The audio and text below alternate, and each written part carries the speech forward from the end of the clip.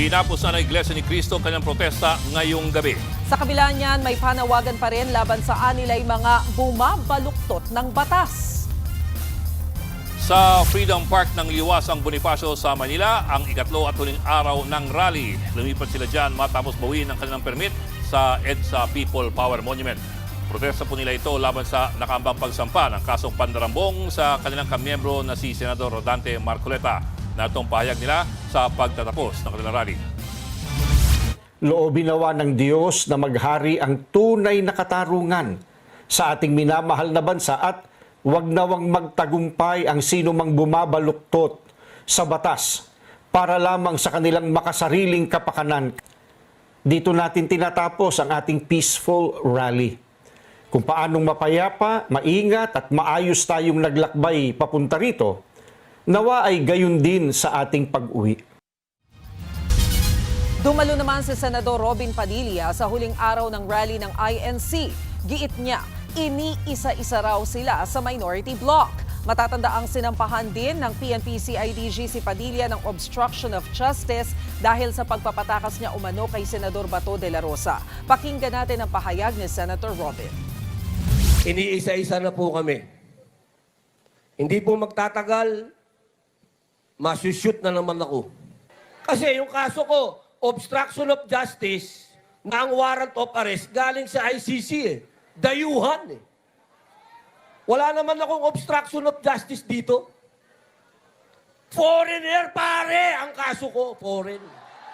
Pwede naman akong mag-artista, ang daming leading lady.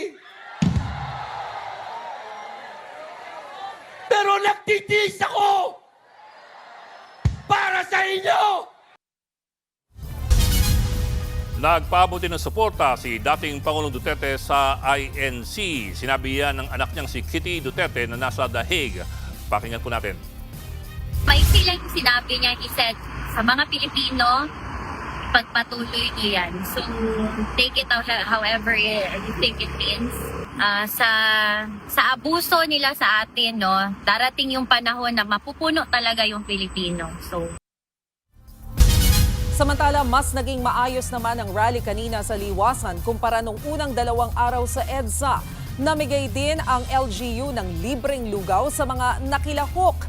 Pinuna naman ng labor leader na si Calio de Guzman ang ANIA special treatment ng Maynila o Manila LGU sa INC. Sa 4 na dekada raw nilang pakikibaka, hindi raw nila naranasang mabigyan ng lugaw mula sa LGU. Kasabay naman ng rally, bumiyahe si Pangulong Bongbong Marcos papunta ng Canada para po yan sa 4-day official visit ng Pangulo. Pinalagan din niya ang sinabi ng INC kaugnay sa selective justice ng pamahalaan. Nato ang kanyang pahayag. They have their opinion. I believe they're wrong. Just for additional context, if you do recall, kahapon lang ata, sinabi ni Ombudsman Remulla that they intend to still file blunder charges against Marcoleta by this week. Yes. So, ibig sabihin, tomorrow, kailangan ma-file na nila. Kasi ang sinasabi kanina ni Assistant Ombudsman Miko Clavano, on track pa rin sila. Within the week, ipa-file pa rin nila. So, dapat bukas ma-file na nila. Well, that's if nothing changes and if, yun naman kasi minsan, I think we all remember the earlier announcements na magsasampa ng kaso laban kay, was it Joel Villanueva or was it Jesus Escudero? Na umurong ng umurong. So, that could still happen in this case. Tapos hanggang ngayon, hindi pa rin nasasampahan ng kaso. Oh, tsaka interesting kasi, yung Iglesia Rally, tapos na ngayon. So, we don't know kung meron na pag-usapan dyan.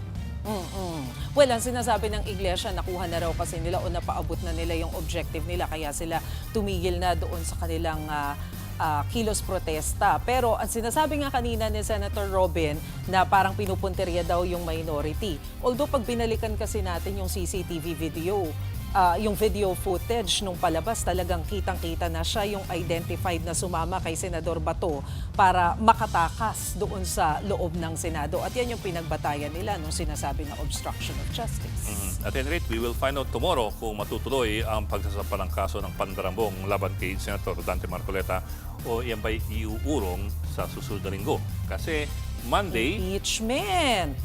nagsimula ng impeachment. Oo. At pag nagsimula ang impeachment, iba naman ang atensyon ng taong bayan. Madadivert na naman doon. So, well, Yun nga all yung these are sinasabi political nila ano considerations, yung connection nitong kaso ni Senator Marcoleta doon sa impeachment case. Dahil kapag nasampahan siya, na-servan siya ng warrant, possible din siya na masuspend bilang senador. Yeah, because under the plunder law, pag ikaw ay nasampa ng plunder at ang finding ng korte, it's a valid information, then you're suspended. from Yes. office. So pag nagkataon, Kasi dalawa na nagplano. sila ni Senator Jinggoy na parehong kaalyado. Ang magiging next battleground dyan, kung sila pa rin ay bilang doon sa pagkukumpita ng 2/3 vote. Kasi hanggang ngayon, di ba, hindi pa rin malinaw yan That na has not been resolved. Bok, And kung that's going to be interesting. 16 ba talaga yung kanilang threshold. Mga kapatid, Ed Lingaw po, maging maalam at may pakialam sa mga napapanahong balita sa ating bansa.